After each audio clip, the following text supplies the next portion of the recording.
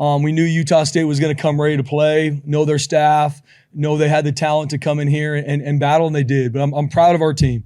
And like I said, they don't run from hard work. They're a team that loves each other, and it shows on the field. Just like anything, when we watch the film tomorrow and we go through with our players on Monday, it's going to be what did we learn? Where are we growing to? And the biggest game of our season is going to be Hawaii because it's the next one, and that's how we continue to learn and grow. I'm proud of our team, man. A lot of guys stepped up tonight. You can see our leadership continue to step up and push, and a lot to learn and grow from. And you have to learn and grow from the wins. The best teams learn and grow even when they win, and we need to do that. So a couple shout outs. I thought Maddox Madsen played his best game all season, especially last week, was inconsistent, and now coming up and having one of the best games he's had all season. That's a testament to the competitor he is. Was able to get the ball to a lot of different receivers, which is huge. Austin Bolt had 2 touchdowns.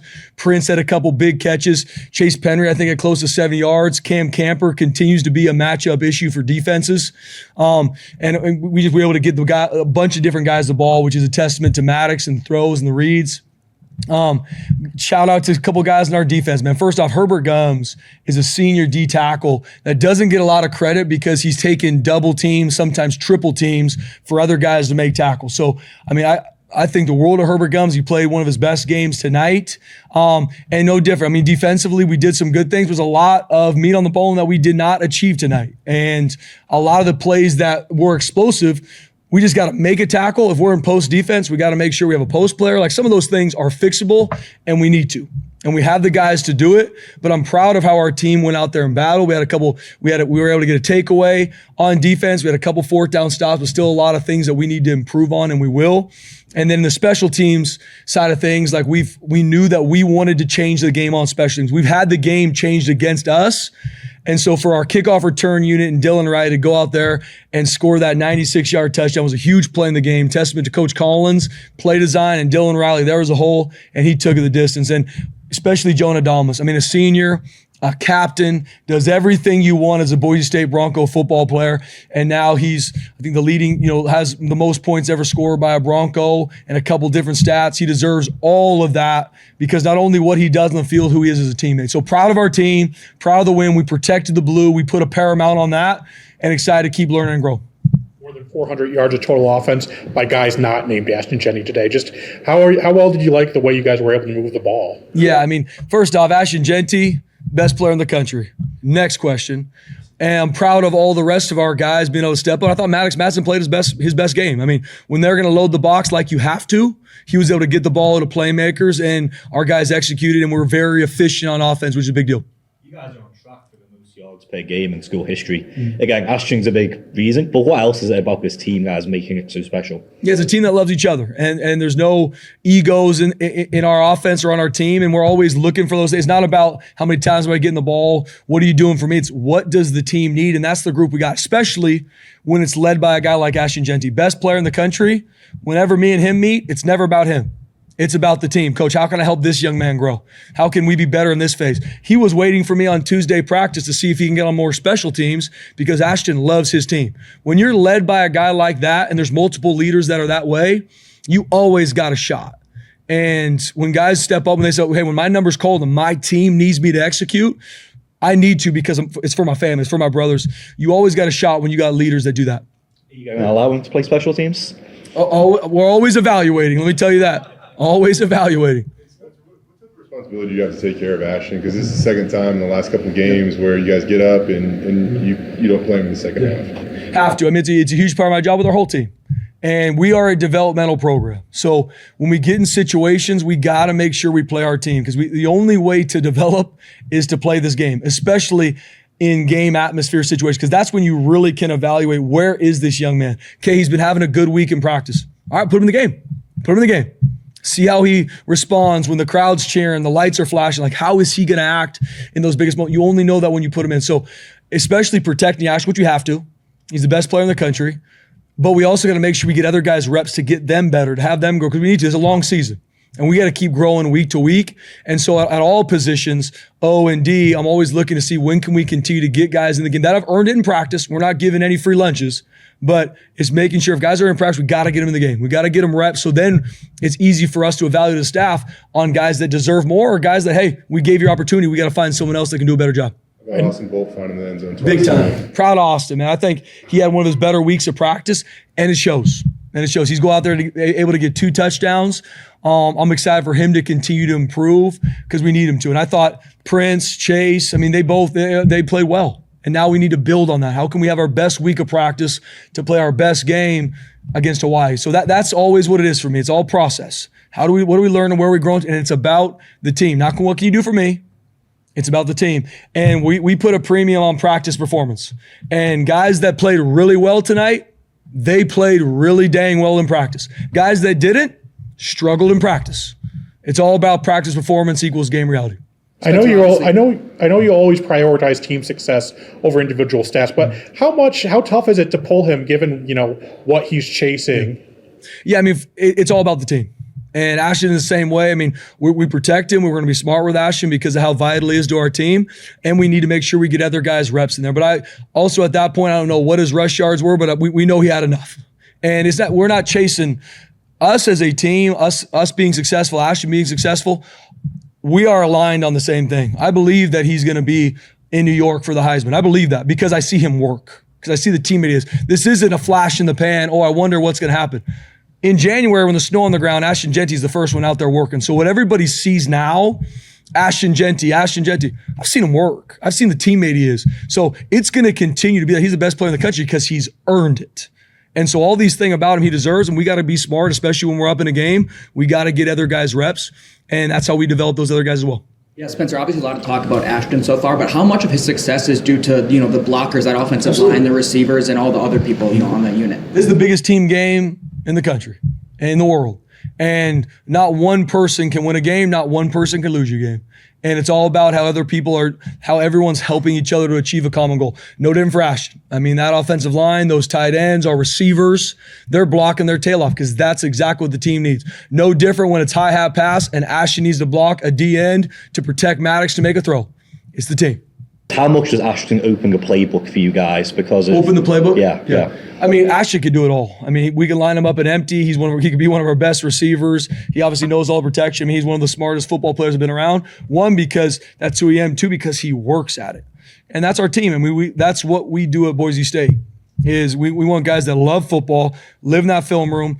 Mandatory meetings, absolutely. But the amount of times that these guys live in this film room when there's no mandatory meetings, they're in there to learn, grow, that is the standard here. And Ashton continues to push it. To be so patient this year to finally get an opportunity. What do you think? How do you think he played tonight? I'm proud of Breezy, man. You talk about a great teammate. I mean, getting banged up in fall camp, dealing with a hamstring, continue to battle, seeing Sire Gaines, Dylan Riley have their time. I mean, I never once saw Breezy pout, never once saw him think, woe is me. He was a great teammate and kept working, living in the training room, finding time to when his number get called, he was ready. And he was ready tonight. And he's going to continue to be a guy that we lean on, especially to give Ashton a spell. But, I mean, Breezy's got some juice to him now. I mean, you give him some daylight. He could take that the distance as well. So being able to get him in the end zone, how he played, I'm proud of Breezy. What's your guys' best offensive showing? I mean, you look at it, and I mean, Maddox is extremely effective. And 10 different guys caught balls tonight.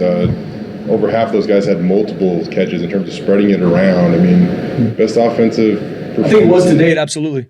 In regards to this year, absolutely it was. And I'm proud of all the guys that touched the ball. I think we were very efficient. But just like anyone, we watch the film, there's still going to be a lot of things that I know Coach Cutter and our offensive staff are excited for us to learn and grow in. And we will, and we have to. It's all about how are we getting better week to week. It's not about, and I get it, the media and everything's about months from now. They have to do that. For me, it is right now. What is our biggest opponent is Hawaii. That travel, what we got to do, because that's the next opponent. But I'm so proud of our offense and how they were able to execute. I'm excited for us to continue to learn and grow, and we put on full display how explosive we can be. Everybody knows about Ashton. He deserves all the credit he's getting, but you see the amount of weapons we have on offense to be able to attack a defense. Maddox takes that hit on that second drive, gets evaluated, cleared, and comes back and just leads them right back down for a touchdown. Just what can you say about his toughness tonight? I mean, Madsen is one of the best competitors I've ever been around. That's a testament to who he is. Like I said, no different. The games or throws or plays that maybe he didn't do well, there's no one harder on himself than him. And that's where I am in his life to say, hey, move on, because he wants to be successful, has a burning desire to be elite, and he played great tonight. And no different, got hit, got pulled for a play, had to get evaluated. The next drive was on point, throwing straight darts, and that's who he is as a competitor. How did Dylan Riley earn the opportunity to be a kick returner, and what do you think of that kick return touchdown? In practice. Everything for us is what you do in practice performance. We kick balls to returners who can field them, who understands where the daylight might be, and he did a great job in practice. And what he did tonight, I promise you, he's going to be doing a lot more of it. Adamas obviously started his career here as a walk-on. He earned a scholarship and is now a Mountain West career record holder. How does his story help you in recruiting, and how does it represent what Boise State is about? Yeah, Jonah Adamas is similar to a bunch of players on our team. He's just another testament to the culture here. And that has nothing to do with me. That's inbred in this place, what it is for decades, about guys that have maybe been counted out, have a chip on their shoulder. They want to just go earn it and prove everybody wrong. That's Jonah Adamas. Came here as a walk-on, earned the right to be on scholarship, and now he's a Mountain West record holder, and he deserves all the credit he's getting because that young man works and he loves his team.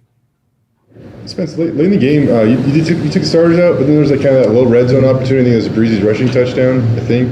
You kind of put a lot of the starters back in, including Max. Why'd you do that? Yeah, we had to make sure that we were efficient in that drive, Jay, to make sure we punched it in. I mean, like I said, we're giving up explosive plays on defense, on something we have to fix. And in that situation, it was like, hey, guys, we got to make sure we score here. We're not letting this thing get out of hand. And so that was a movie. You don't want to have to do those things, but we had to make sure we kept the score where it was. I mean, is Jalen Rowles just a really good football player? What do you guys feel like you need to do on defense to fix some of those? Yeah, without watching the film, I know watching it obviously on the sideline, there was a couple busting coverage that can't happen. A couple guys, we were not on the same page a couple times and tempo is designed to do that, but that can't happen. We have to attack the tempo. Coach Chins did a great job getting him quick calls. That wasn't an issue, but there were times where we were on the same page. There were times, like I said, when we were supposed to be in one defense and a couple guys didn't get the call. We missed tackles. Leverage was off. A lot for us to improve on. We did some good things, and I mean, right now our guys battled and fought, and that's a good offense. They're an explosive offense that we've had to go against for years now, but we're way better than we showed, and we will be. That's what we're going to look at it to see, do we have the right players in the right spots, and how do we eliminate those explosive plays? Because there's way too many. And once again, I'm talking slants that go for 60. Can't happen. And we have the calls. Coach Chins does a good job, and we got to execute. And we didn't execute tonight. We need to. Take for Latrell to get back out there in such a quick turnaround for him. Yeah, I mean, Latrell Caples, once again, one of our leaders on our entire team, not just in the receiver room, not just on offense. My man lives in the training room and is one of the best teammates, helping the other guys learn and grow even when he's out. And even to start of the week, it was like he's doubtful. And my man said, screw that. I'm going to find a way to play. Lived in the training room, and was ready to go out and help our team. That's Latrell Caples. I mean, one of the best leaders I've been around. I love that young man, and he's a huge part of our team. Anything else? I think a lot of people in Boise area got a kick out of the Ashton Genty snowplow this season, and then to see it outside of Albertson Stadium today, what was kind of the story behind that, and how did it end up in the parking lot? I have absolutely no idea. Yeah, good question. I mean, JD's right there. He could take all those questions for you guys. But I mean, and that's always the thing for me, like Ashton Genty, and there's been a lot of really good football players come through here. Ashton Genty's a young man that, yes, what he does in the football field, he deserves all the credit he's getting, but he is a 10 out of 10 young man, a 10 out of 10 teammate. And that's when you have leaders like that, and there's multiple, Ahmed Hossein, Alexander Tubner, and I could go down the list, you always got a shot. That doesn't mean you're going to win every game. We're going to work our tail off to win every one that's in front of us, but you always got yourself a shot. So the things that Ashton's getting, it's me making sure we protect him to keep him focused on what matters most. But that's Ashton. All he wants to do is help this team win, and I can't be more proud.